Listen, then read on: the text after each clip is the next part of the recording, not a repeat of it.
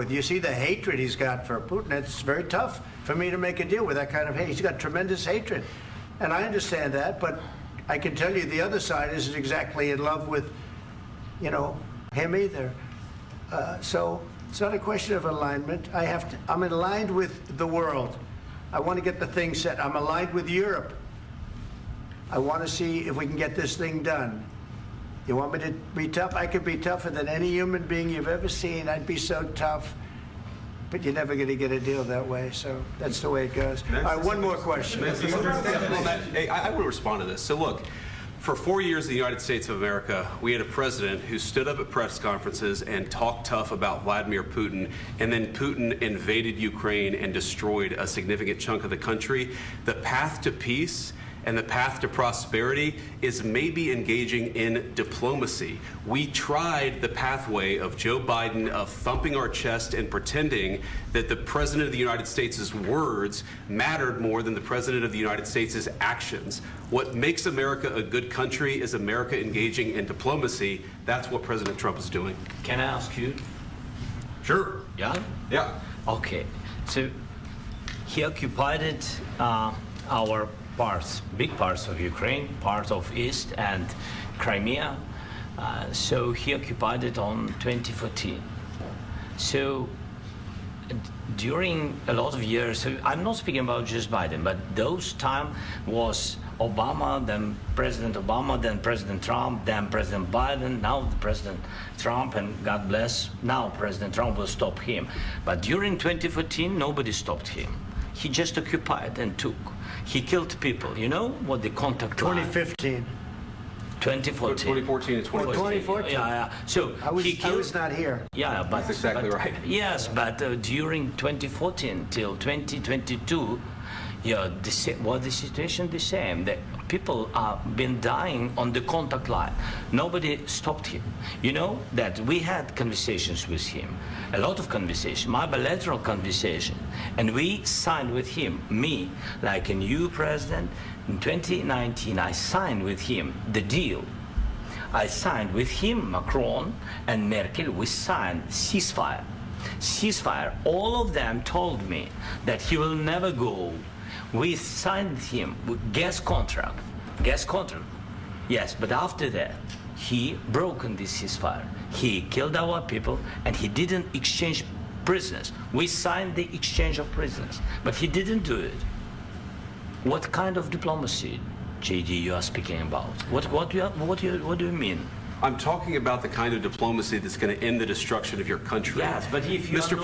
President, with respect, I think it's disrespectful for you to come into the Oval Office and try to litigate this in front of the American media. Right now, you guys are going around and forcing conscripts to the front lines because you have manpower problems. You should be thanking the President for trying to bring an end to this conflict. Have you ever been to Ukraine that you say what problems we have? I have been to. Come once. I've actually watched and seen the stories, and I know what happens is you bring them on a propaganda tour, Mr. President.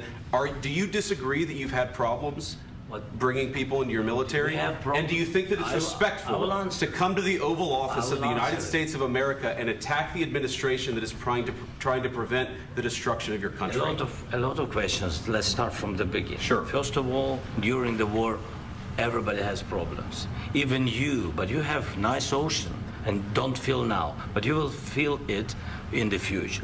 God bless. You don't know that. God bless. God bless. You will not have a war. Don't tell us what we're going to feel.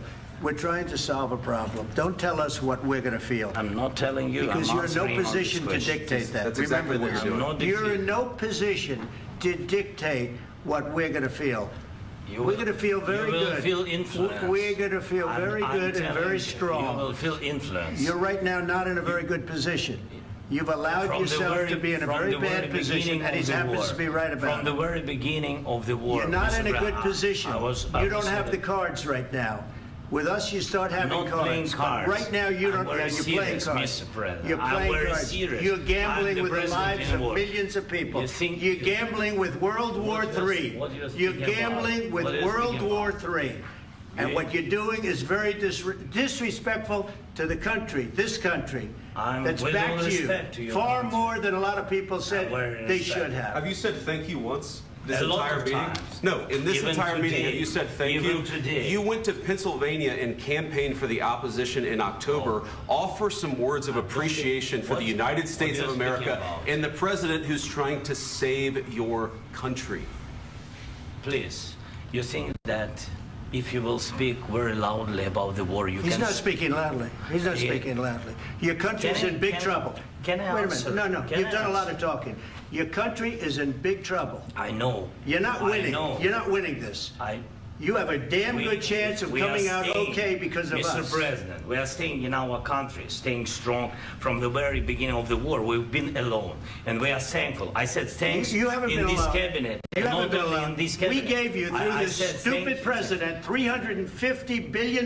You voted we gave for you your military president. equipment, You and you voted men for are your brave, president. but they had to use our military. What about West If you didn't have You our invited military me- equipment, you invited if me you to didn't speak- have our military equipment, this war would have been over in 2 weeks. In 3 okay? days, I heard it from Putin. In 3 days, this is something Maybe new. less. In 2 weeks, of course, yes. It's going to be a very hard thing to do business like this. I tell you. Just say thank you. I said a lot of accept times that thank there, you accept to that, American people. Accept that there are disagreements, and let's go litigate those disagreements rather than trying to fight it out in the American media when you're wrong. We know that you're wrong. But you see, I think it's good for the American people to see what's going on. I understand, sir. I think it's I very understand. important. That's why I kept this going so long. You have to be thankful. You don't have the I'm cards. thankful. You're buried there. Your people are dying. tell you You're again, running low I on know. soldiers. Don't- Listen, don't, please, you're running Mr. low on President. soldiers.